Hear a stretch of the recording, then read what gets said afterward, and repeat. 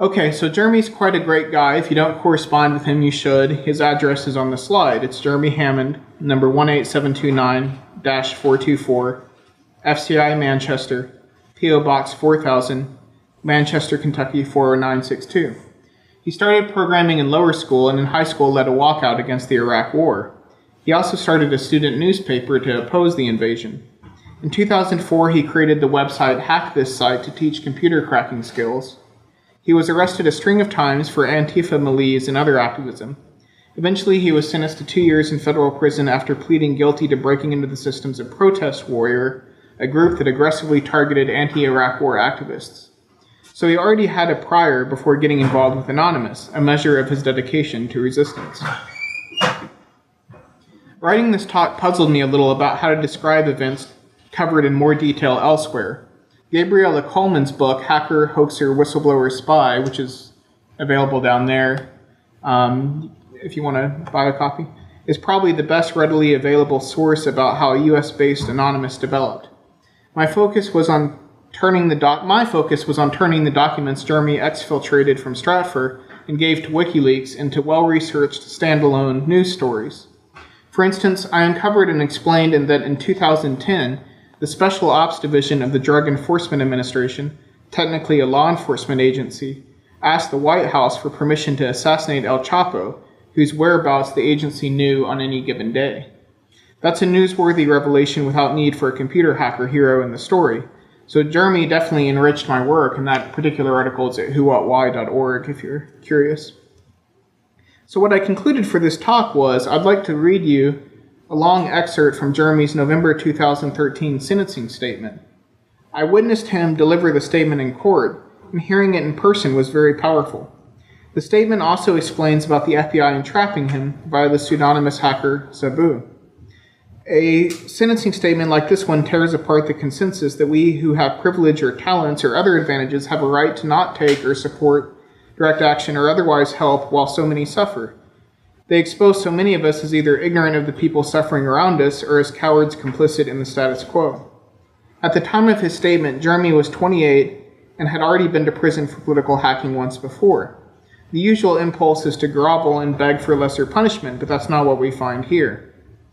His sentencing statement in its entirety is a good 2,000 plus words, so I'll say ellipsis if I'm skipping a part.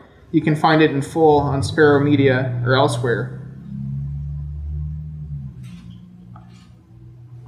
He began by thanking people, and then said, quote, "The acts of civil disobedience and direct action that I am being sentenced for today are in line with the principles of community and equality that have guided my life.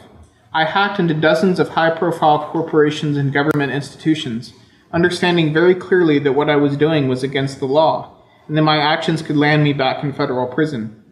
But I felt that I had an obligation to use my skills to expose and confront injustice, and to bring the truth to light. Could I have achieved the same goals through legal means? I have tried everything from voting petitions to peaceful protests and have found that those in power do not want the truth to be exposed. When we speak truth to power, we are ignored at best and brutally suppressed at worst. We are confronting a power structure that does not respect its own system of checks and balances, never mind the rights of its own citizens or the international community." Ellipsis.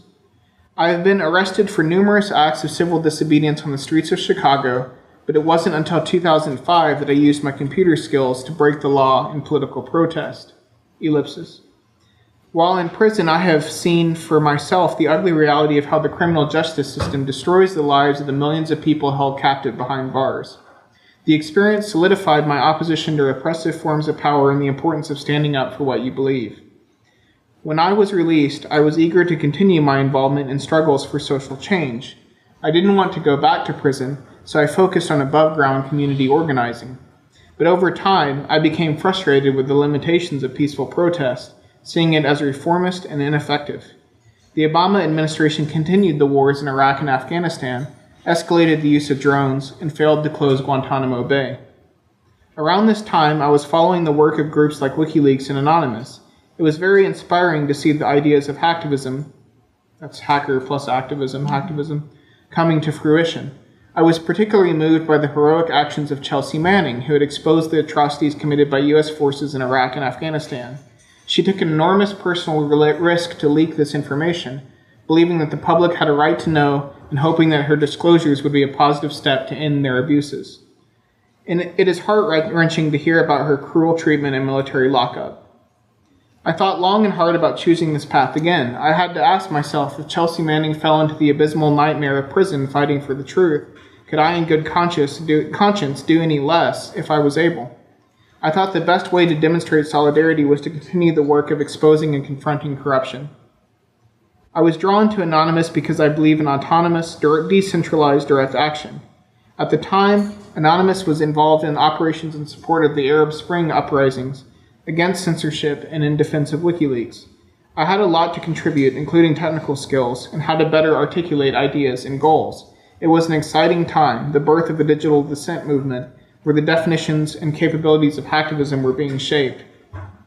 I was especially interested in the work of the hackers of LulzSec, who were breaking into some significant targets and becoming increasingly political. Around this time, I first started talking to Sabu, who was very open about the hacks he supposedly committed, and was encouraging hackers to unite and attack major government and corporate systems under the banner of anti-sec.